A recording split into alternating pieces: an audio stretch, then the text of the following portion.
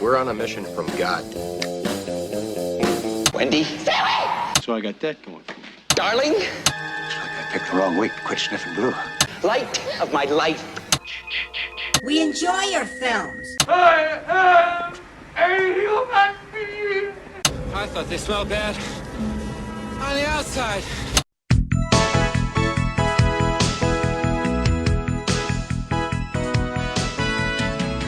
Welcome to Vintage Video, where we're rewatching the 80s so you don't have to. We'll be reviewing every major film release of the 1980s in real time, overanalyzing what you've seen and spoiling what you haven't. I'm Patrick O'Reilly. I'm Jesse Bayless. And I'm Hershey Wells. And today marks the 40th anniversary of the release of The Stunt Man on June 27, 1980. It was written by Lawrence B. Marcus and Richard Rush, based on The Stunt Man by Paul Brodeur, or Brodeur, not sure, directed by Richard Rush, and released by 20th Century Fox. In the 70s, the rights to the novel were held by Columbia, who had considered Arthur Penn and Francois Truffaut to direct at different times. There was a novel? Like, I'm having a hard time imagining this. I mean, I had a hard time It following definitely works it better as a movie, yeah. Well, yeah, maybe it works better than the novel, but I still had a hard time understanding what was happening. Yeah. Francois Truffaut would have been a very unusual version of this movie as well. Yeah, it still would have been fun, but I think Richard Rush did it right. Eventually, they settled on Richard Rush, based on the strength of his recent release, Getting Straight, and William Castle was on board to EP. William Castle was the inspiration for John Goodman's character in Joe Dante's Matinee. He was a longtime B-horror director out of Columbia Pictures, and he was famous for his theatrical gimmicks. For example, House on Haunted Hill was presented in Emergo, which was a fancy way of saying that a skeleton with red eyes would be strung up on a wire and swung over the audience during the film's climax. That's awesome.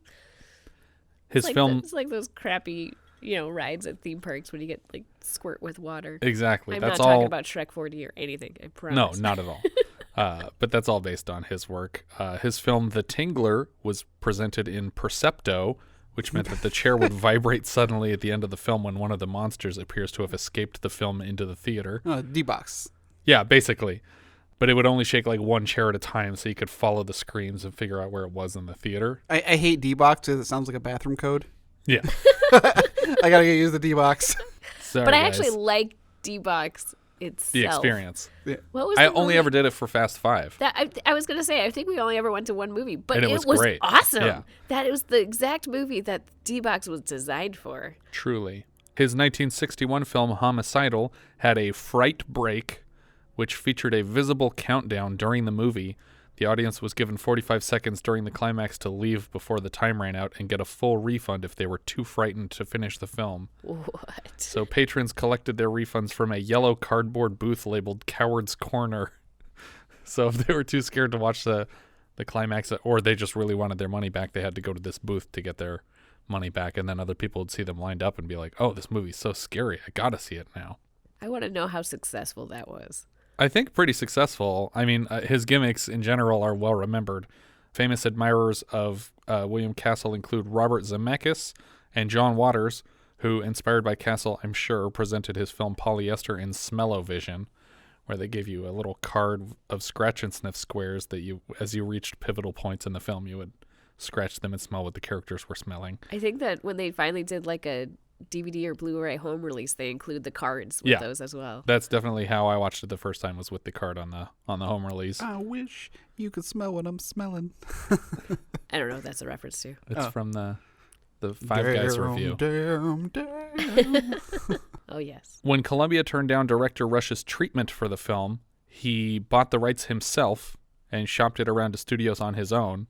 William Castle suffered a fatal heart attack at 77, and Rush then connected with Melvin Simon, a real estate mogul turned film financier, to produce the film. It won several prestigious festival awards before they had locked down a distributor, and it landed at 20th Century Fox. Other Melvin Simon productions include When a Stranger Calls, Zorro the Gay Blade, and the Porky's trilogy. So it's neat that this guy was made a bunch of money in real estate and was like, I want to make movies. And then he made some decent movies. Yeah. Also some less than decent movies, but that's the only way that a movie like The Stunt Man gets made, is when there's a crazy person with a lot of money that's like, this is a weird idea. We're not sure how to sell it, but I don't care. Here's your money. Make the movie. Yeah, I was wondering about that because I just don't know who would have made this movie. It's like The Island in my head of like, this would have been so hard to sell to the money people. Yes. And it still got made, and it looks great. It had to be expensive. It had to be so expensive. Even with one location, it looked super expensive. I mean, all of the battle scenes? Because that is a historical landmark that they're shooting squibs at and falling off of. And they're building like facades on the roof of. Yeah, it's like I don't know how they got away with that, how they got permission. Yeah. I almost feel like, well, we'll get into it, but I feel like the police chief character was added because of probably the real situation of making this movie. That's funny. Filming took place largely around the historic Hotel de Coronado in Coronado, California. Peter O'Toole based his performance on his experience with David Lean on the set of Lawrence of Arabia, mixed with John Huston. Once he had decided on O'Toole and Railsback for the lead characters, director Rush turned down opportunities to direct Peter O'Toole with Jeff Bridges, or Sean Connery with Stephen Railsback, or George C. Scott with Martin Sheen over the course of a year and a half until his ideal cast was available. Who would have been who in that with Martin Sheen? Would Martin Sheen have been the George stuntman? C. Scott is the old man and Martin Sheen is the stuntman. It's sure. not that long after Apocalypse Now. Yeah, how but old would he have been? He still would have been old, I feel. He would have been in his 40s. I don't think so. I feel like he would have been as old as the guy who teaches Steve Railsback how to be a stuntman. I thought he was pretty young in Apocalypse Now, and that was like 3 years before this. Google. Well, how old is Charlie Sheen? Sheen? Martin Sheen was born in 1940. So he would have been 40 or like 30-something on the set. Yeah. I still think that works.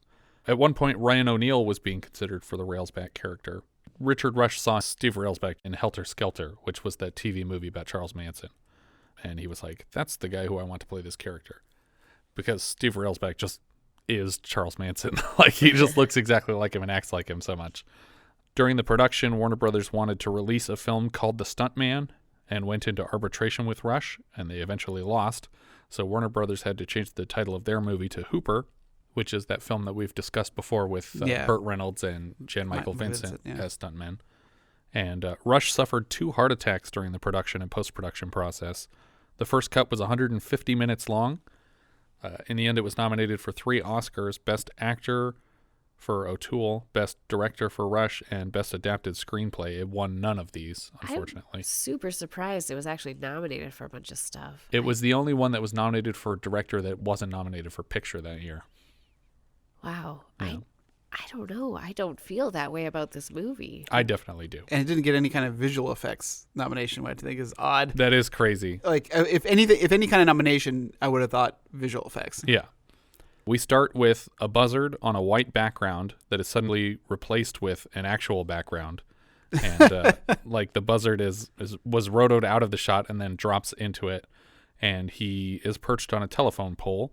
He swoops down over a sleeping dog who wakes up and moves to lick his balls. This took several takes. They had to peanut butter up the dog's balls. Oh, God. Usually you're not doing it on the dog's balls. An animated slate clap starts clicking, spelling out the film's credits. You're just making this up, right? Like, you didn't actually find production. IMDb trivia. No, really? Yes. Oh, God. Okay. Well, that's not inhumane. Yeah. Right? I guess. No. If the dog's happy, then it's okay. Yeah. Dude, he got peanut butter and his balls licked, so... Yeah. What more could you ask for? How much of this is staying in? None of it. We haven't started yet. An animated slate clap starts clicking and spelling out the film's credits and title. This was super obnoxious. The sound repeating over and over again. Yes, It could have just been clapping. yes. We didn't have to hear it every time. Yes. A police car intending to move past the dog licking its balls honks repeatedly until the dog eventually barks back at it and finally moves. And we're getting this really kind of zany madcap musical score. It plays throughout the movie, and I hate it. Yes. It doesn't really match what's going on very well, I would say. A pair of telephone company workers comment on how close they were missed by a passing helicopter before noticing a buzzard on the top of the neighboring telephone pole. They try to scare it away by throwing something at it, and the buzzard flies up and almost... it does. It successfully crashes into the windshield of the passing helicopter. Shane! what did they throw at it? Because they're up on a telephone pole. It's not like they had rocks or something. Yeah. They had Unless to it was an empty beverage, I would think it was a tool. Yeah, it's like, do you need that thing that you just threw? Because you're up on the top of a pole now. Also, that's kind of dangerous because you're on top of a pole. Yeah. But the bird flies away and just explodes against the windshield of the passing helicopter. And the pilot's like, that crazy bird tried to kill us. And an unseen passenger in the back seat corrects him while holding an apple with a bite out of it to block the actor's face. And he says, that's your perspective. He tosses the apple out of the helicopter window, and it bounces down the roof of a diner before landing with a thud on the roof of a squad car in the parking lot. The cops inside of it move into the diner to apprehend a suspect they heard about on their radio. At this point, I have no idea what this movie was supposed to be about. Yeah, it's going all over the place. Like I was like, at this point, I think at many points during this movie, I had no idea what it was about. I understood it the whole time. I felt like, they're introducing us to all these characters because these characters are important. We haven't gotten to one important character yet. Yeah. Yes, we have. That one guy that had the apple was important. What's he look like? I don't know. He eats apples. I know that. That plays a huge part. Inside the diner... Inside the diner, a man is playing pinball, and another diner patron or maybe employee asks, is your ass attached to that machine? You wiggle it. That's going to make the ball go where you want it, huh? Did you see who that was? Yeah. Uncle Phil. James Avery. He's uncredited role. But... Well, it's credited as man playing pinball or something like that. Oh, is it? That's weird. It's like... because it's in the uncredited parts. Yeah. But whoever put him on IMDb put it as man playing pinball or... and he's not playing. Yeah, he's not playing. A waitress carrying a small shitty dog from table to table lets it nip at customers as she brings them food and drinks. I feel like this would get shut down right away. It must be like a super small town diner where people just put up with nonsense. A badly rotoed television plays a commercial for dog treats starring actress Nina Franklin. Cameron is sitting nervously at the bar, and the guy next to him just grabs him roughly by the arm to compliment his eagle tattoo. It's kind of like not a great tattoo, like it's just kind of lightly outlined shape of an eagle, and the guy's like, oh my God, that looks like a billboard. Like he's really exaggerating how cool this tattoo is for some reason.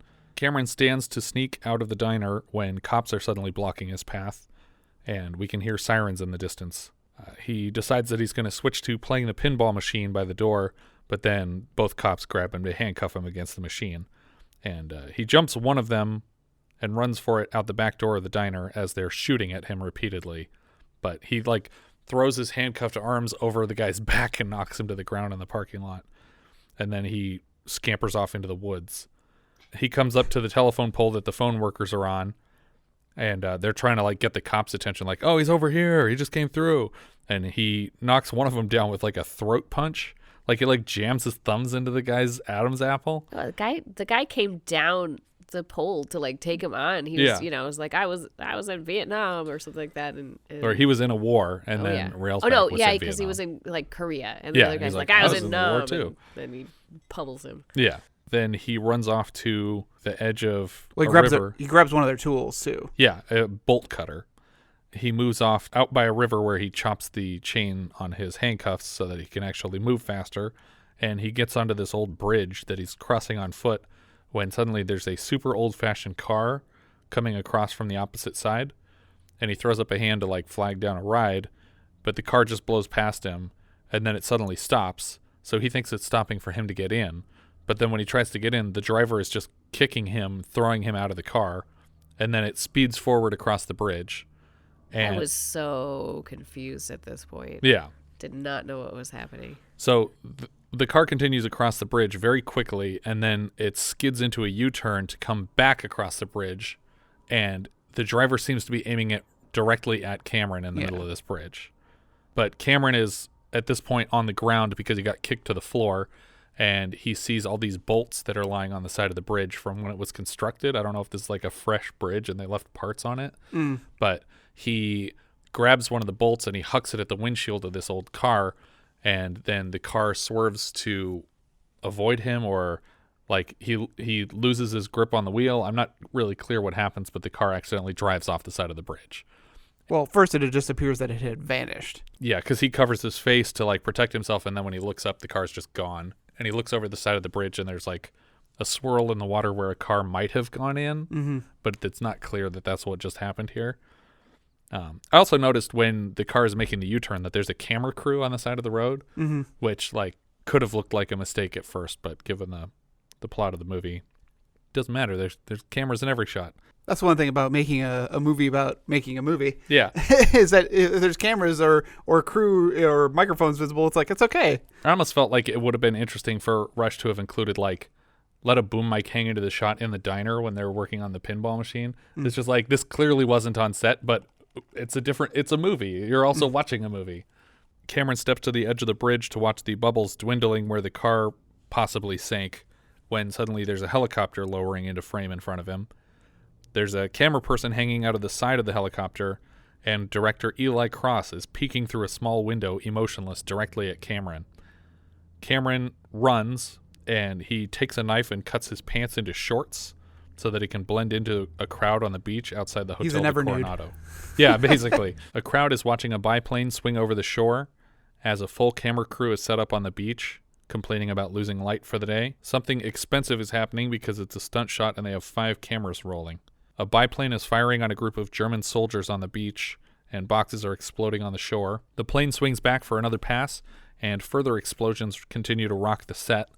As the smoke clears, the crowd sees bodies littering the beach, missing arms and legs and lower halves, and just piles of guts underneath them. The kind of stuff you can't possibly set up in this short of a take, and the audience is sure that something went wrong and these actors have been killed. I think it's funny because they threw in a line after the scene that's like, oh, he likes to do it in one take. Yeah. He likes, apparently the realism Eli of likes it in one. Yeah. doing it all together, but you can't. That's not how those kinds of shots work. I mean, you could, conceivably, but it would be way more work than is necessary for a film, especially when, like the guy says, he's probably going to come in and do pickups for the next 3 hours. Right. But it's like, okay, all of these soldiers are getting shot at. Now quickly bury yourself and throw some guts out. Like, yeah, like they would have people like hiding in boxes and then swap people out or uncover people that were already there and makeup on the floor. Guess. It's complicated, but it's like 1917 complicated, where you're like, we're going to do this all in one shot for some reason. This is unnecessary. After the camera person yells cut, all the bodies sit up and they're removing the corpsey props as the crowd applauds. A man watches from over Cameron's shoulder and asks, Why do they always use so much blood? Ruins the realism, don't you think? I'm not sure what the point of that line was, unless they're implying that there would be that much blood in that situation and the guy doesn't know that, or... That's what I'm assuming. Yeah. Because it fooled Cameron. Yeah, and who Cameron went through the shit in Vietnam. After the take, a woman, clearly in elderly makeup, asks for an autograph from the lead actor on the beach. She explains that she lost her son and husband in the war that they're reenacting here on the beach. Eli Cross's helicopter lands and he steps out. Other crew ask what happened with the car accident, and he says that the car was recovered but Bert is gone. They're searching for a body downriver at this point, but there's no sign of him. As Eli's helicopter pulls away, the old woman opens up an umbrella and a draft lifts her and throws her into the water. Cameron moves to rescue her, just him. Nobody else notices this lady fall in or tries to help.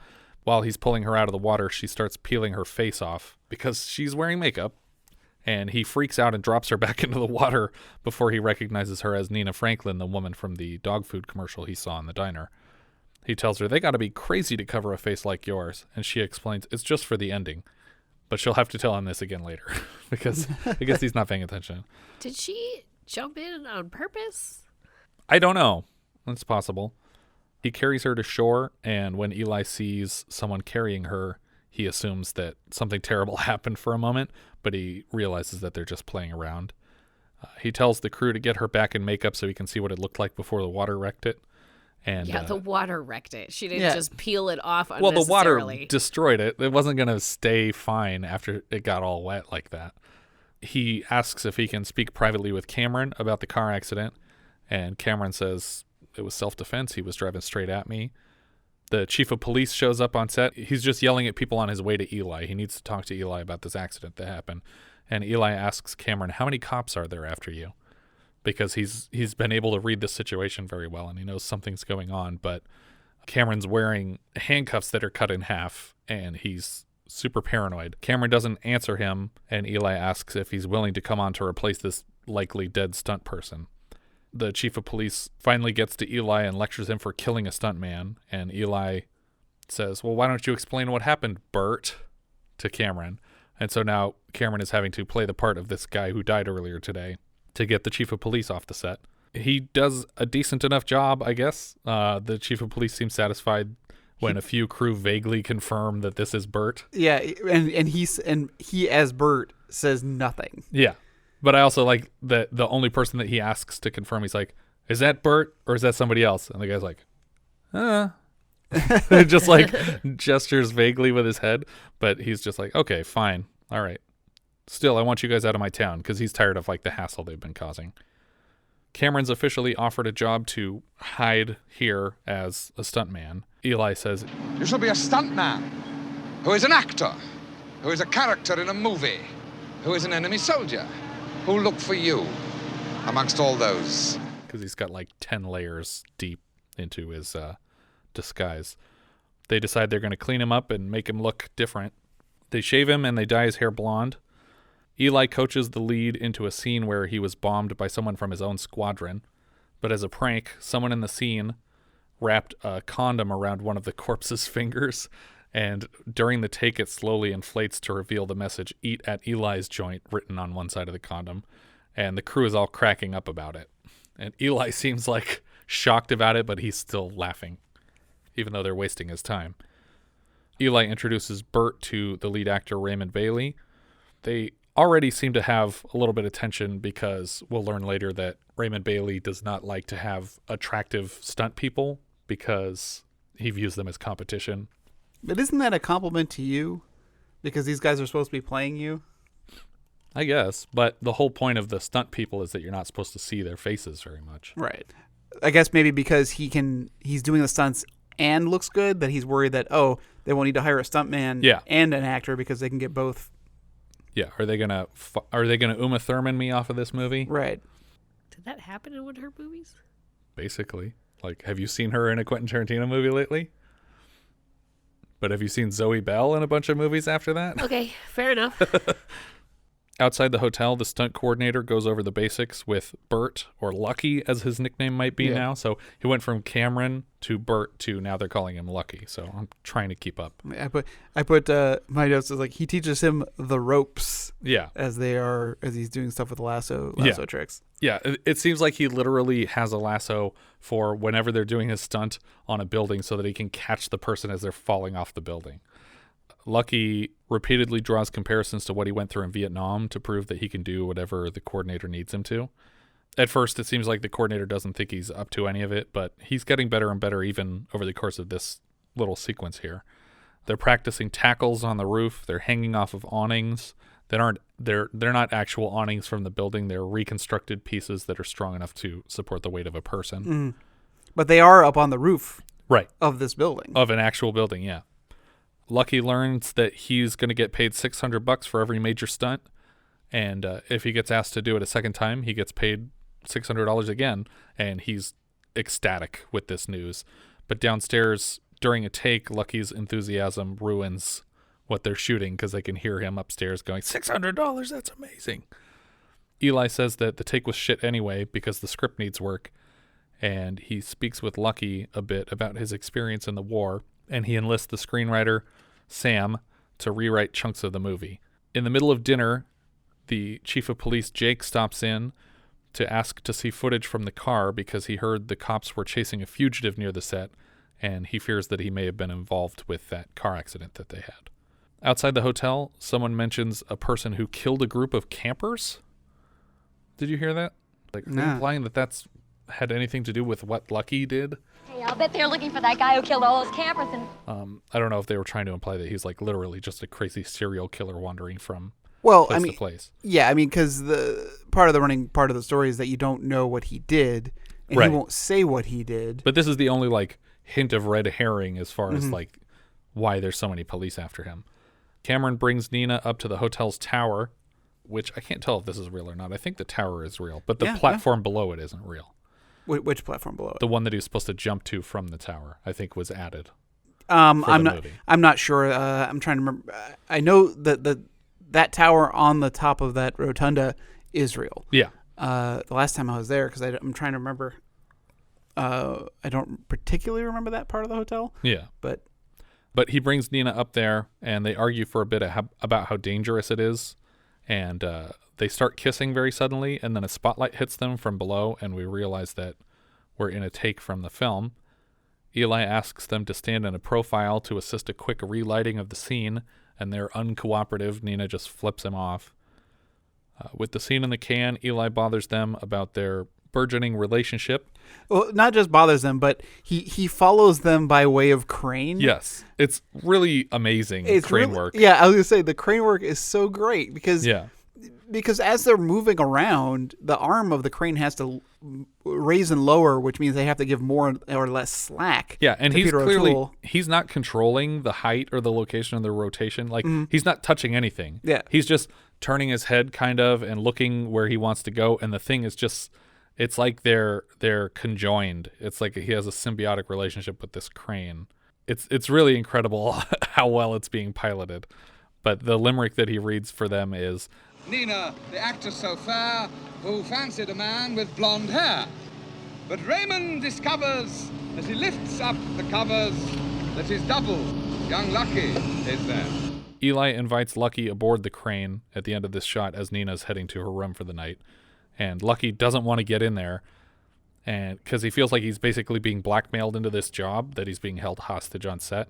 But then Eli just swoops in and grabs him and like lifts him higher and higher into the sky so that he can't get away. And I say Eli's lifting him, but whoever is piloting the crane is the one doing it. Yeah, he just knows what Eli wants. Yeah. I presume that he does this on all his movie sets. Yeah. Eli asks him why he was wearing broken handcuffs when they first met. He asks if he's some sort of pervert, dashing across the country in spurts with his fly open. And Lucky responds, "You're close." But later we learn he's not close. We cut to a dogfight happening just over the hotel. With planes. Right. Sure. That's fair to point out. You know, they could be Michael Vicking up here. This is with planes. Yeah. Well, yeah, I mean... I think our dog scenes from the movie are over at this point. Yes, we've seen our last dog. Lucky rushes around the hotel tower as bullets are just tearing it to shreds. A door tips forward out of its frame from the tower and knocks out the wooden handrail to form a sort of plank out to a lower platform on the roof. Lucky fights with a dozen German soldiers as he runs across the roof, and an era-appropriate biplane flies very low over the hotel, despite the fact that the actual production could not get clearance to fly it over the hotel. The pilot pretended to have technical difficulties, and then they shot what they needed while he made an emergency landing over the top of the hotel.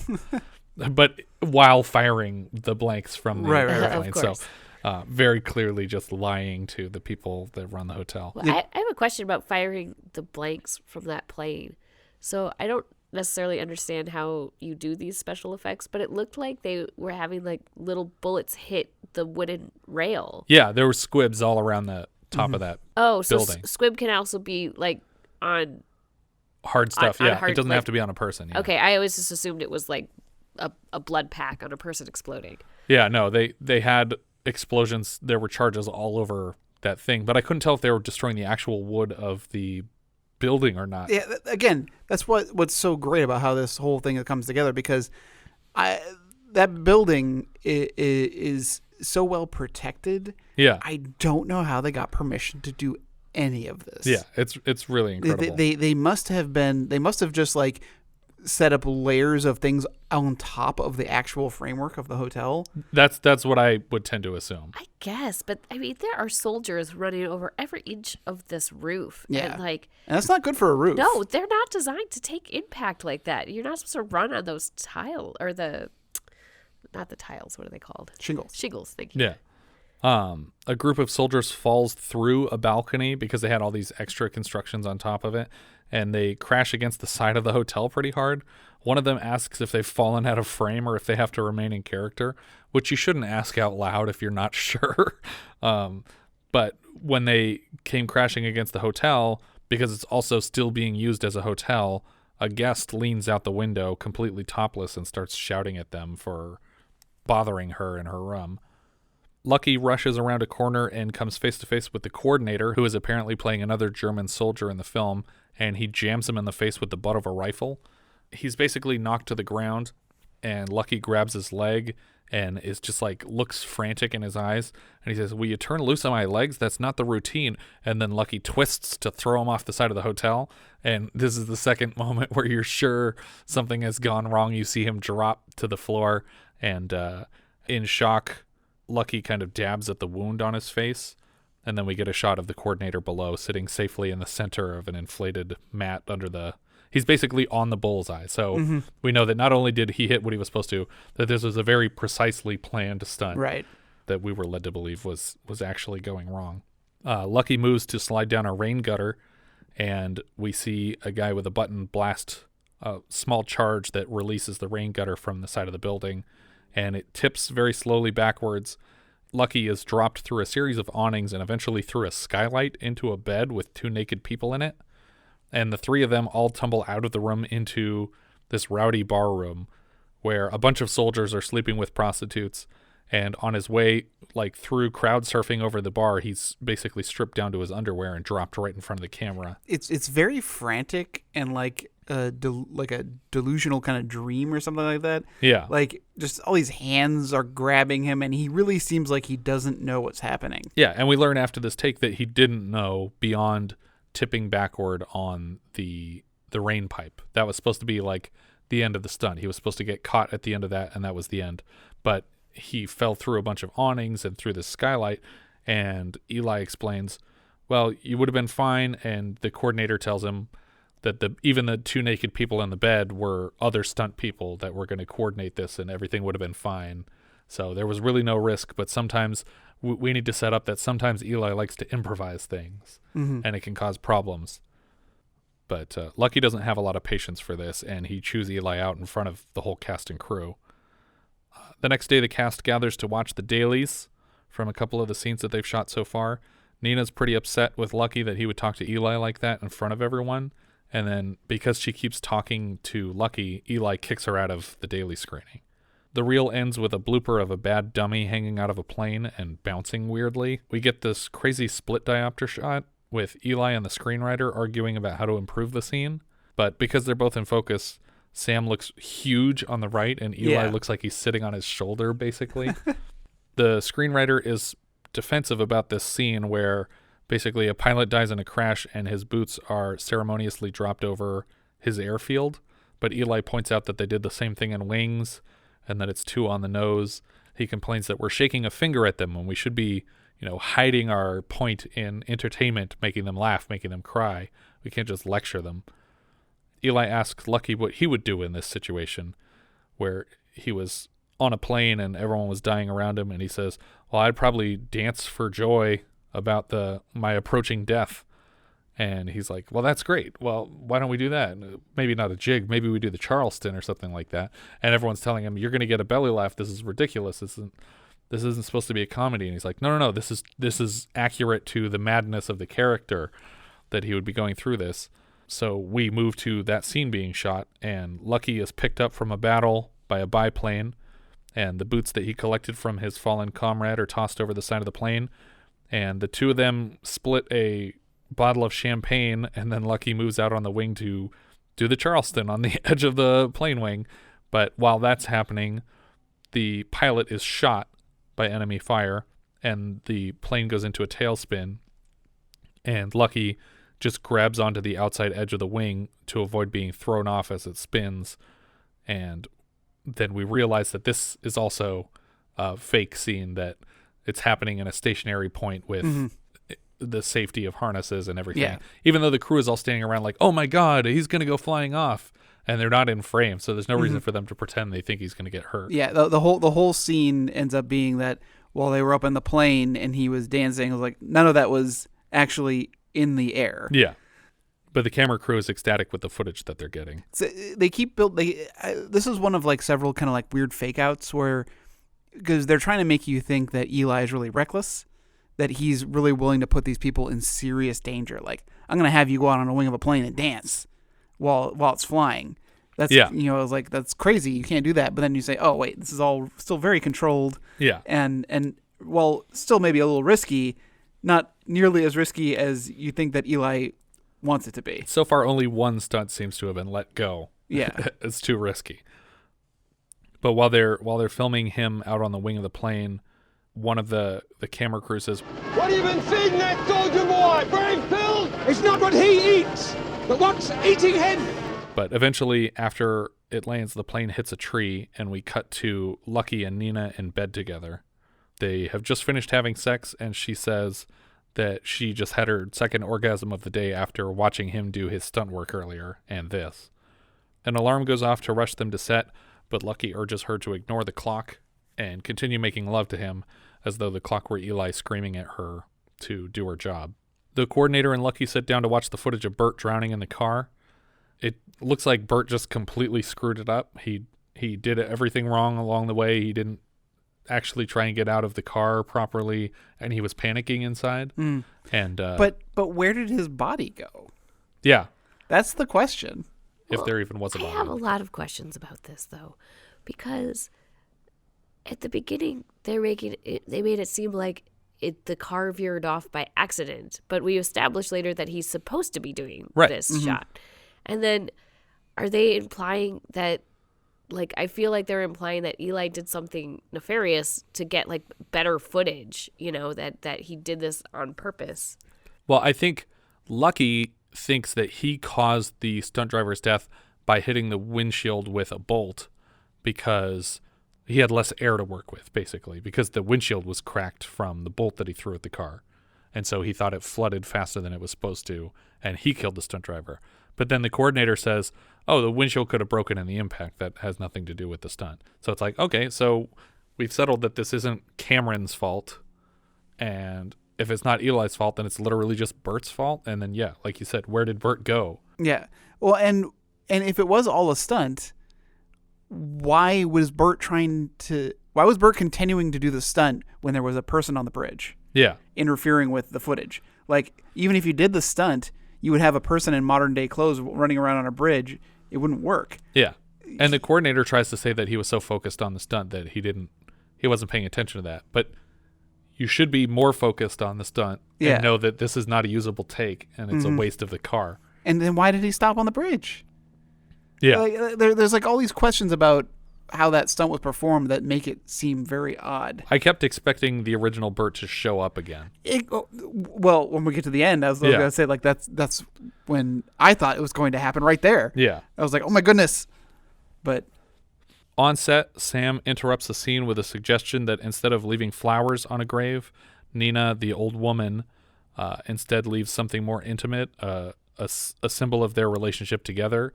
And he brings out this bag, and he has this mechanical bronze statue of a girl on a swing having sex with a bear.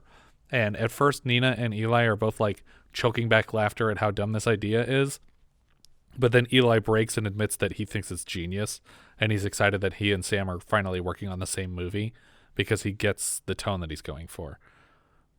We cut to the scene where this prop is being used, and the old woman leaves the bronze on the headstone of the pilot who, basically the story of this film is about a woman who found a pilot who survived the war, and she basically sheltered him until her old age. But he died, and so he's buried in this unknown soldier tomb, but she knows who it is because she took care of him when he was alive. A gentleman in the cemetery tries to usher her away because he's like, no, it's an unmarked grave. You need to move out of here. And we see a crowd of onlookers that are just laughing at her because of this pornographic prop she put on the... Yeah, I wasn't sure what they were laughing at. I thought they were just laughing at her, like, period, like as a mourner. That would be weird. It was the whole scene's still weird. Yeah. I think. But I think they're laughing because she put this thing up of a girl having sex with a bear on a headstone.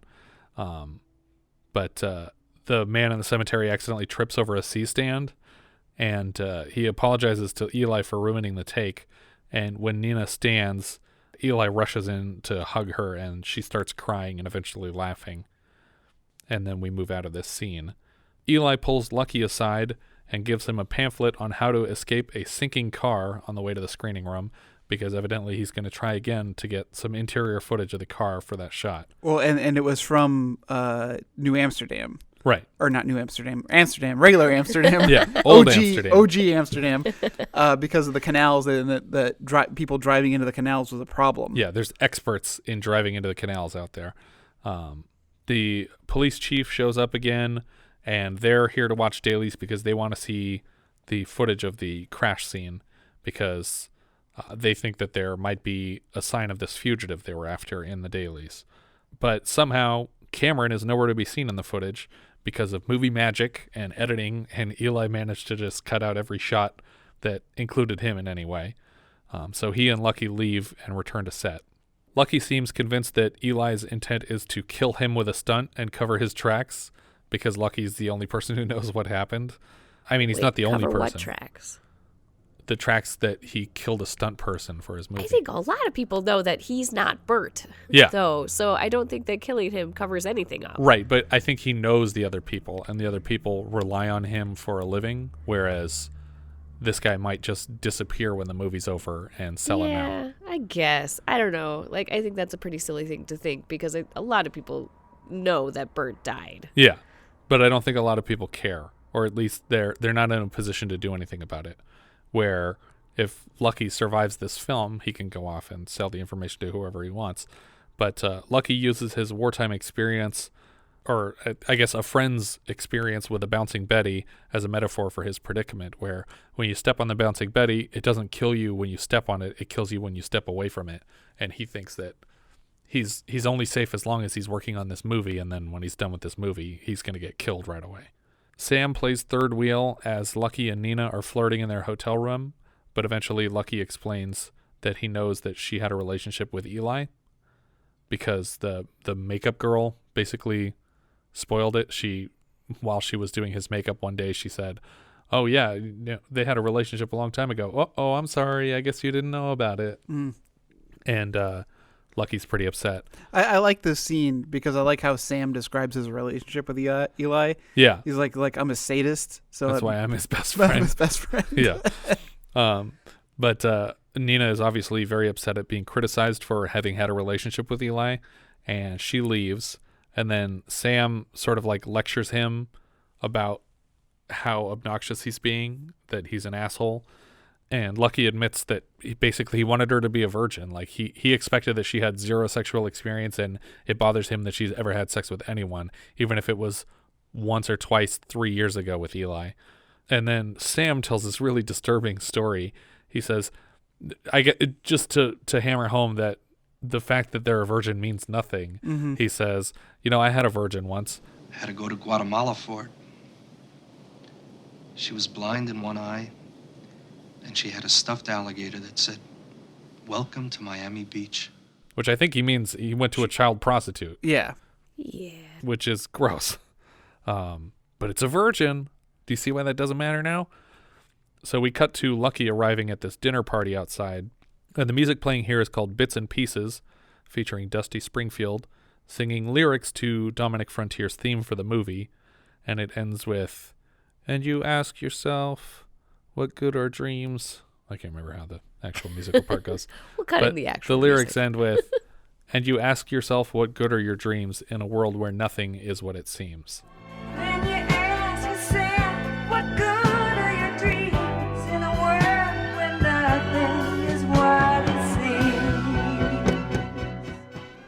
Which obviously lends itself to the themes of the film. Nina and Lucky appear to bury the hatchet and smile with each other. Like, we don't hear any real apology, but the two of them are friendly again. In a nearby bar, another crew member is bragging about having finally quit the movie. Yeah, so this was a weird... did we gloss over? Yeah, we kind of glossed over something. Oh. Because with the tank scene. Oh, yeah. So just recapping real quick. I mean, because there was a scene where this guy called cut early because he felt like the camera film was going to roll out. Yeah. But when Eli is really upset because this guy called cut. Yeah, not instead him. of the director. And he asked how much footage is left on the camera? And he says 33 feet. Mm-hmm. And he says, that's like 3 seconds. Yeah, that's 22 seconds. Or 22 seconds of footage. Is like, what are you doing? So he gets pretty rough with this guy. But what was weird to me was they were at the birthday. It's like, it's Nina's parents are there. Yeah. And it's the father's birthday party, I guess. I'm not sure. But all of a sudden, it's just like cuts and the party's over. Nina is gone, and Cameron's is at the bar. Yeah. And I was like, how did we get here? Well, that's every scene cut, though, in this whole movie. We cut very drastically and sharply from one, like, day to night and here to there. Well, I feel like that's the previous 150-minute cut being shaved down. Yeah, it's possible. Like it's like, we just got some stuff. We got to cut this birthday party scene. This thing that doesn't matter, yeah. But yeah, this guy is telling him that he was in the helicopter when the stunt went wrong. He basically says, I quit this job and I have this dime, and this dime is Eli's ass. I'm going to take it to a phone, I'm going to put in a call, and I'm going to say what happened to Bert, and this will all be behind us. Well, but and he's also threatening Cameron, because like I don't think he realizes he's threatening Cameron, because he doesn't know Cameron's past.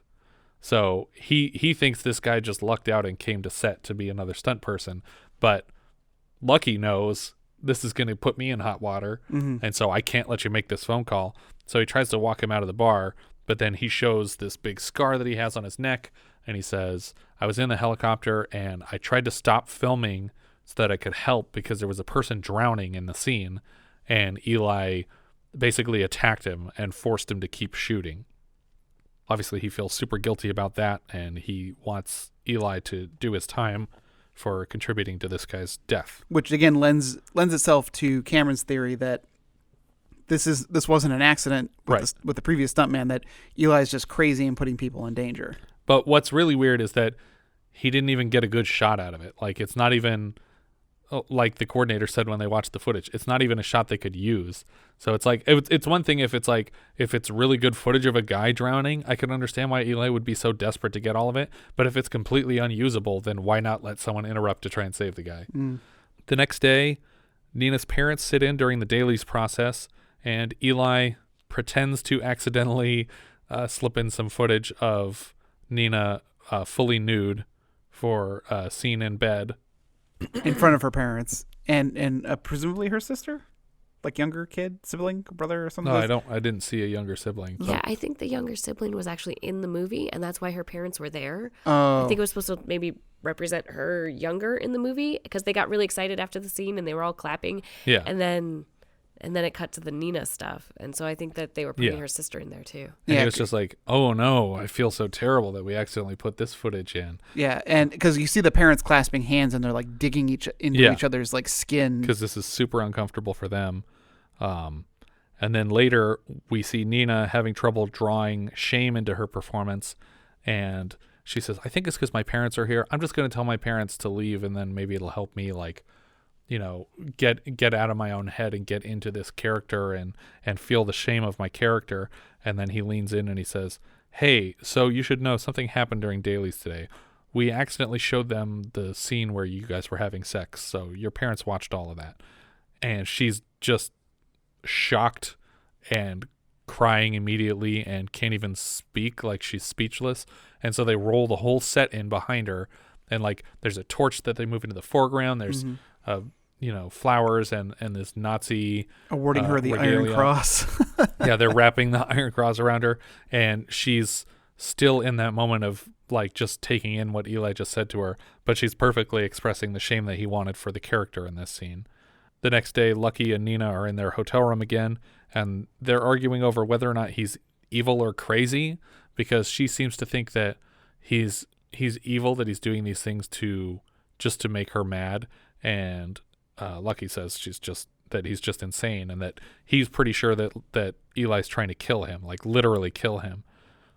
The next day, the coordinator walks Lucky through the new car stunt. I guess it's not the new car stunt, it's the same stunt over again, but they're down to their last vehicle for this.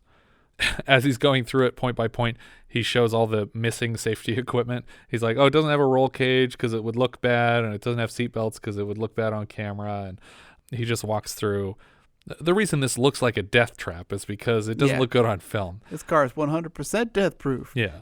No, it's not. But there are some amenities. The steering wheel is reinforced, so he can hold on to it to brace himself for the impact. Yeah. And there is a canister of air, which I presume was also present for the previous stunt. It should have been. But yeah, there should be a regulator under the seat that he can use for a last breath of air before he swims out the window to the surface. And there's supposed to be safety divers in there too. So I don't know where those guys were when the Bert first was pass? going down. Yeah. I kind of presumed when they showed the bubbles underneath the water that was the divers. It was getting supposed them to be out. the divers, but that never really went anywhere. Yeah, we never solved the whole Bert mystery. Eli tells Nina that Lucky is a criminal and a psychopath. So now she's heard from each of them that the other person is crazy in a row. She goes to speak with Cameron, who's like downstairs working on a car in the garage. And he explains that when he was in Vietnam that he killed a lot of people and he hoped that things would be better when he came back to America, but they weren't. He was supposed to get married. He was going to open an ice cream shop. Like, it just seems like the plans of a child, basically. And he expected all that stuff to still happen when he got back, but nobody cared about him, and they all just looked at him like he wanted to kill their babies, like presumably he did when he was in Vietnam. Well, and the girl who was supposed to be waiting for him cheated on his partner with the ice cream shop. Yeah. And they didn't care. Yeah. And he says that the charges against him were for attempted murder, that when he found out that his friend and his wife or girlfriend had gotten married while he was gone, he broke into the shop at night. He was just destroying everything they had. And while he was there, a cop came in to check on the shop. I don't know if they got a call or it was like he triggered some security system, but a cop came in and he thought it was his friend, so he went to smash him over the head with a bucket of ice cream, and he knocked him unconscious with the ice cream. But he didn't know that he knocked him unconscious, and he left. And so the guy's head was in this frozen ice cream all night, and apparently he lost like his earlobes and his nose. And the whole time he's telling her the story, Nina is cracking up at the details. Yeah, this is a horrifying story. Yeah. And he even seems like he's taking it way more seriously than she did. But this whole time we thought that he was like a serial killer or something like that. And it turns out that he literally just accidentally gave a cop frostbite. And that's why there's 30 cops after him. I just find it hard to believe that you could leave a bucket of ice cream on a guy's head and actually cause that much damage. Like, wouldn't it just melt and you'd be done with it? Well, it depends on where they were when it happened. Like if he knocked him out in a walk-in freezer or something like that, I could see how it would be a problem. But yeah, that's the end of the story. And Nina's laughing so hard that she has to rush to the bathroom so she doesn't pee herself. The two of them decide that they're going to steal a prop car, and a security guard tells them, no, you're not, because Eli says this is all locked up. You're not going anywhere. And besides, there's roadblocks everywhere because they're looking for that guy who slightly froze a cop's face. Lucky improvises an alternate ending where on set he'll ignore the directions that Eli gave him, and he'll just drive across the bridge and away from the set forever. And it'll be at least 15 minutes before anyone really figures out what's going on. And Nina says, well, I can go with you. I'll just stow away in the trunk of the car and we'll escape together and forget this movie because I don't care about it. And if he's literally going to kill you at the end of this movie, then we don't need to stick around. If I have to choose between you and shooting a scene where I make a sandwich for someone at the end of this movie, I'm going to go with you. I don't really understand this plan. I feel like there's no way that nobody's going to notice that she's she's missing. Like, yeah. They're going to notice. She's the star. I guess she's not in this scene, but they're still going to be like, where is she? Yeah. Eli informs the crew the next day that they have to get this right in one take. It's their last car. Sorry. We should go back to the fact that she just climbs into the trunk. Yeah, yes. She literally climbs into the trunk expecting to stay there overnight. Until the morning. That's so weird.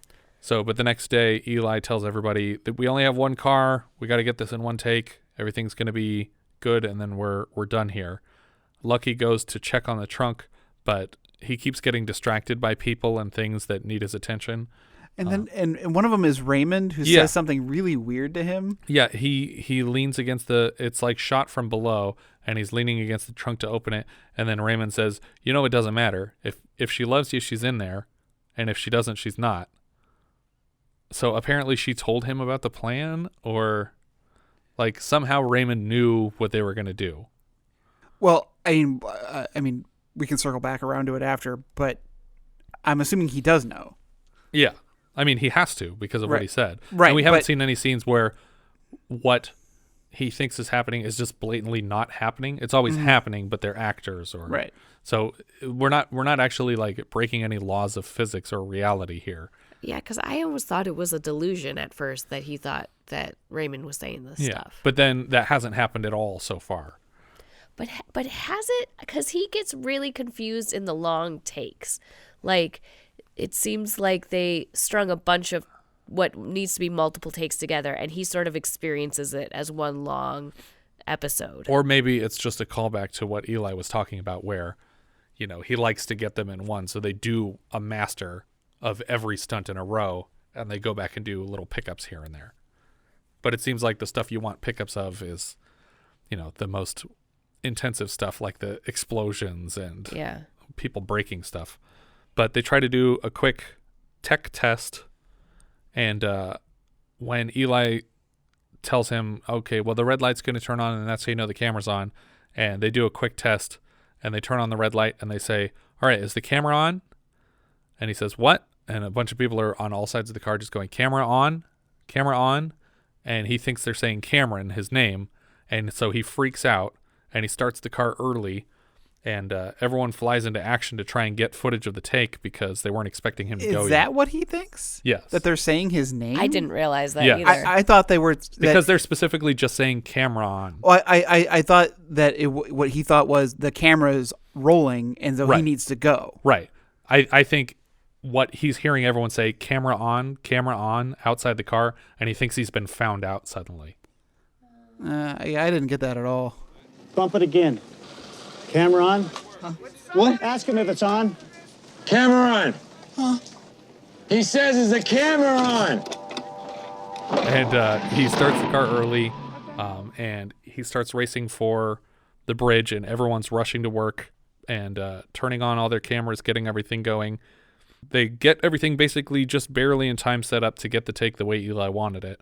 But, of course, Lucky's new plan is to continue across the bridge and not stop.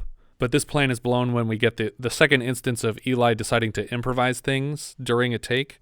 And it turns out that they're going to remotely blow the tire on the car, so he doesn't have a choice about driving off the bridge into the water. And he goes flying off the bridge and scrambles over the back of the seats because he thinks Nina's in the trunk and she's going to get drowned. And nobody else knows it. And even if there were divers under the water, they wouldn't know that there was a person in the trunk and wouldn't get her out. But then as he gets over the seats into the back seat, he sees her on the bridge with Eli watching the car go underwater. He moves back to the front seat to finish the scene as it was planned, but the regulator seems to be broken. He's able to roll down the window, though, slowly, and he surfaces regardless of everything that went wrong, and he swims to the shore. As he crawls out of the water, there's a troop of German soldiers that are all pointing their bayonets at him, and they start to drag him away when Eli finally yells, cut, and the soldiers all start to congratulate him for what a great job he did. This doesn't make sense to me either, because isn't the point of this scene how the character dies in the movie? I guess not. I guess they changed the ending again. Okay. But Lucky just starts breaking into a fit of laughter when he realizes that this was all part of Eli's plan. And the coordinator comes flying up on a jet ski, and he crashes into the shore so hard that he does like a front flip over the handles. Nina says that they found her in the trunk 5 minutes after they parted last night, and for no reason didn't tell him. Well, that's how I'm assuming that Raymond knew. Yeah. That, and it's like, oh, her plan was to hide out here. So well, and then I presume that Eli finds out and takes advantage of the situation. Is like, great, we'll use this. We're gonna let him think that you're in the trunk. Right, we're gonna let him drive away like a bat out of hell here, thinking that he's getting away with this, and I'll just blow the tire and it'll look that much more authentic. Yeah, and Nina even says like, oh, Eli told me about how you changed your mind and you were gonna drive off the bridge, and I'm so glad that everything went off without a hitch. And Eli speaks with him about why he did what he did, and eventually at the end of the scene, Eli is trying to shortchange Lucky because he was supposed to get $1,000 for this stunt, according to the coordinator, and he says, "Oh well, no, that was never the deal." We also see divers coming out of the water, and we realize how safe he was exactly. But then I thought for sure that like he was gonna go, oh, the divers were really down there, but then it was gonna be like one of them coming up with the body of Bert. I was like, oh god, no. here it is, because I kept waiting for this movie to get really, really dark. Yeah. Like I thought for sure something really terrible was going to happen, and they kept hinting at something really bad. Like, well, a cop did get frostbite. Yeah, and a guy did maybe die or just vanished. But I kept waiting because this is ultimately like a little bit more of a comedy. Yeah. The way it ends, it's definitely a comedic note. But apparently, either for the last scene or for the first scene, when the car drove off the bridge, the way it was supposed to work is the car didn't have anybody in it, and it was supposed to hit a track on the bridge that would direct it off the side. But the first time they ran it, it hopped the track, and it continued to cross the bridge and like crashed into a camera and like knocked a bunch of crew off the road. So. Oh man. But yeah, I'm assuming they only had enough money to wreck one car, and so when you see the car in the dailies go into the water, that's actually the shot from the end of the movie when the car did go in the water. Yeah. Because I don't think they destroyed 2 cars for this, especially if you're not even going to show it hitting the water for that first scene. But yeah, I kept expecting Bert to come back, and he just never did. Because Eli seems genuinely upset. Like he comes out of the helicopter crying at the beginning. Like his eyes are red from crying. Like he really seems distraught. But I thought that was an act, because I thought he's just this is going to be like Apocalypse Now or something like that, where he's lost his mind. Yeah, he's willing to kill people to make this movie. He's sadistic. He lies. And while he does do things that are very kind of mean, he's actually like genuinely just trying to make a film and is concerned about the people's safety. Yeah. Yeah, but he did then trick the guy at the end and blew his tire to make him go and do the stunt he didn't want to do. Yeah. But that's fine. Is it? Yeah, because he's a capable stuntman. He knew he was going to get out alive, and he had divers in case he didn't. Yeah, I think that's not okay. No, probably not. Director Richard Rush here. He did Color of Night, Air America, Freebie and the Bean. Further back in his career, he did Psych Out and Hell's Angels on Wheels, 2 movies featuring our friend Bud Cardos. Writer Lawrence B. Marcus was a longtime TV writer back to 1950. He obviously got an Oscar nomination for this. He didn't win, though. The novelist Paul Brodeur didn't have any other IMDb credits. Eli Cross here is Peter O'Toole. Yay! Lawrence of Arabia. He was Tiberius in Caligula early this year for us. He's Henry II in The Lion in Winter, and he's just overall great, fun guy. I like watching old interviews of him. Yeah. Because he's just a fun character. Yeah, I'm not an actor. I'm a movie star. Yeah. Steve Railsback was Cameron, a.k.a. Bert, a.k.a. Lucky. He was Charles Manson in the TV movie Helter Skelter. He also played Ed Gein in the 2000 Ed Gein movie. Oh, yeah, I remember that. He's Colonel Tom Carlson in Toby Hooper's Life Force. And he plays Colonel Prizer in Barbed Wire. Barbara Hershey was Nina Franklin. She's Boxcar Bertha in Boxcar Bertha. She's Chuck Yeager's wife, Glynis Yeager in The Right Stuff. She's Harriet Bird in The Natural, Mary Magdalene in The Last Temptation of Christ.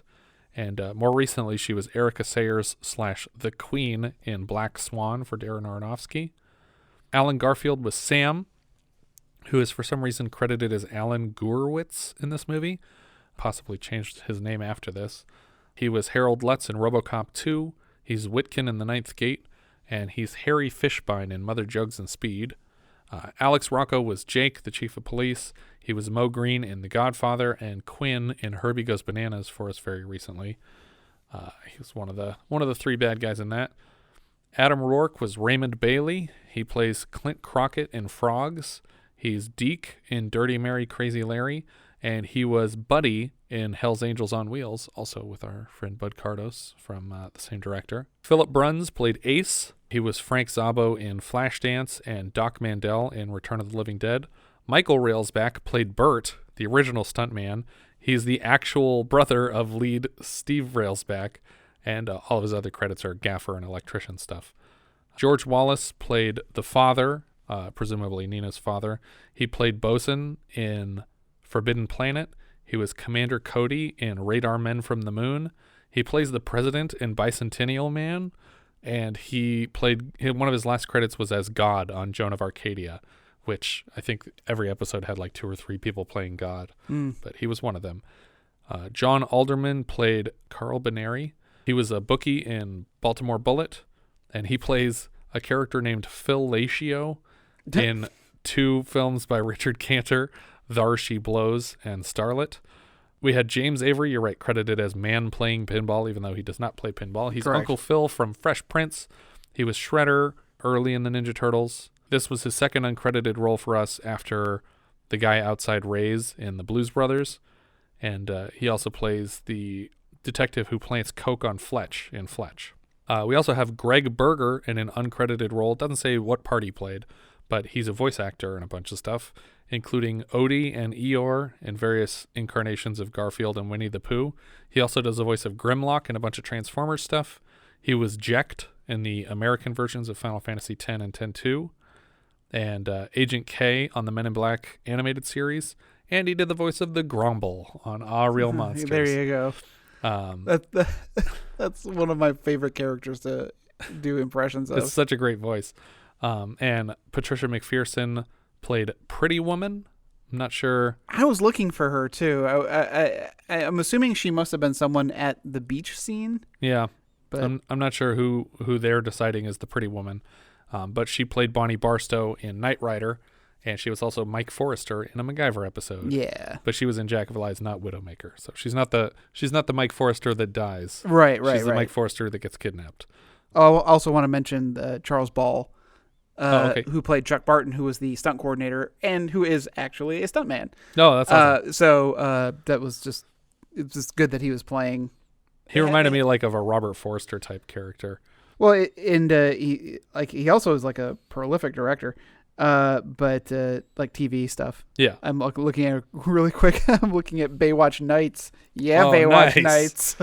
We'll get to that podcast eventually. Just the Baywatch Nights podcast. The Night's Watch. Oh my God! Now my watch is ended. That's gonna be a fun podcast. We're doing that. It's not happening, guys. It will. That was it. All right, up or down, Jess? You know, I'm gonna give it an up, but I don't know. There was something about this movie that just did not click with me. I don't think it's a bad movie. I just didn't really follow it very well. Yeah. Well, it's a big up for me. I like this one a lot. I'm going to give it up. I definitely liked it. I think you still could have cut another 20 or 30 minutes out of this movie. It felt very long, although I was very interested in what was going on because, again, I kept waiting for this big shoe to drop, and it never came. But now that I have a better understanding of what the movie's about, I think I like it better. Yeah. I mean, I still have a lot of questions, and I'm still not quite sure of how everything came together. But I certainly think it was a very interesting movie to see, and people should see it. Yeah.